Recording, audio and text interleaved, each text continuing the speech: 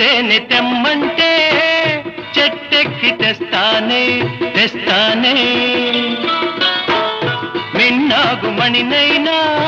పుట్టలోంచి తీస్తానే తీస్తానే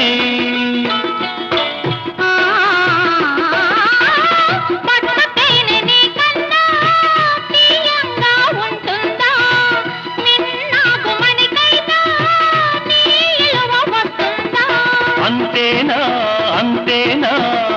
అవును అంతేనా